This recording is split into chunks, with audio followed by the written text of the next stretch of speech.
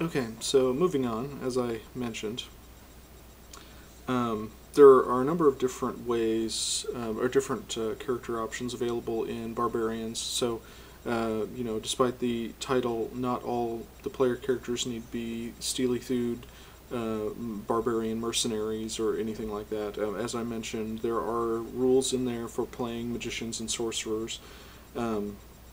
And they're essentially what the sorcerers use is you have a pool of magic points, which are called arcane power, and casting spells consumes a certain number of these points, and they refresh at different rates depending. It's actually interesting because depending upon how powerful the spell you cast, the slower those points will regenerate. But it's despite the fact that that sounds like it could get complicated, it's actually handled pretty quite well.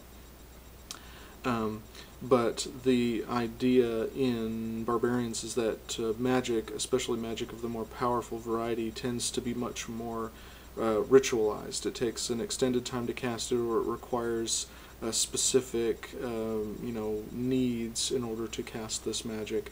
Of course, cornerstone or stereotypical example being, a human sacrifice or something like that. And what it does is it uses a system where it's basically in tiers.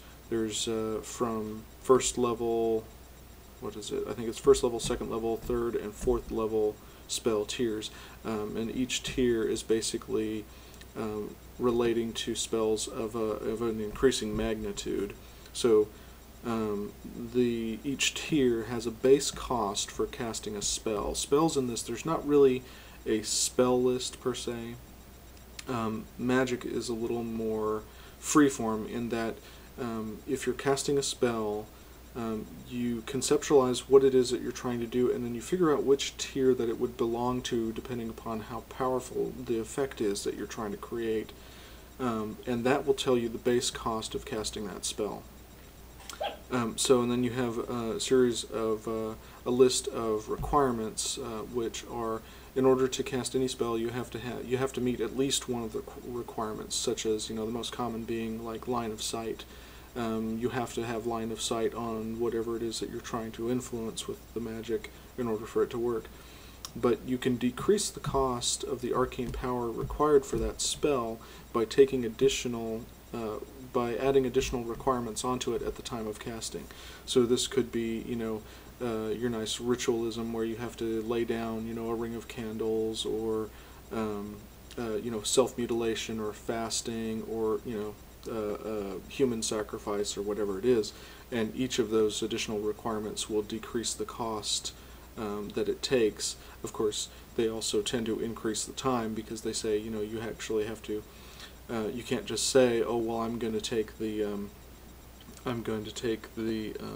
requirement that I have to fast for 24 hours, or no, that I have to fast and I fast for 5 minutes and then it's done." No, generally it's a more protracted period of time that you have to spend on doing these things, which makes it, which emulates the sword and sorcery a lot more. That you're not wizard characters aren't just running around chucking fireballs. They're actually much more involved in this very kind of arcane ritualism that's going on, especially, like I said, for the more powerful effects.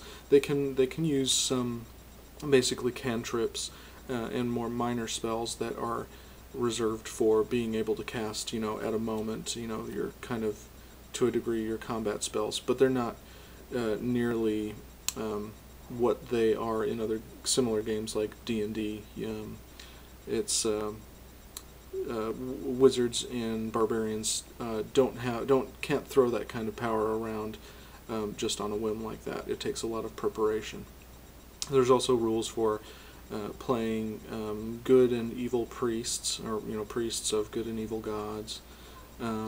There are rules for alchemists and artificers. So there's rules for there's actually pretty robust rules for crafting in here, and they flat out say it that alchemists and artificers and their crafting abilities isn't something that's done during the game session. So this isn't MacGyver where your character whips together a couple of things in the middle of a scene and can create some device.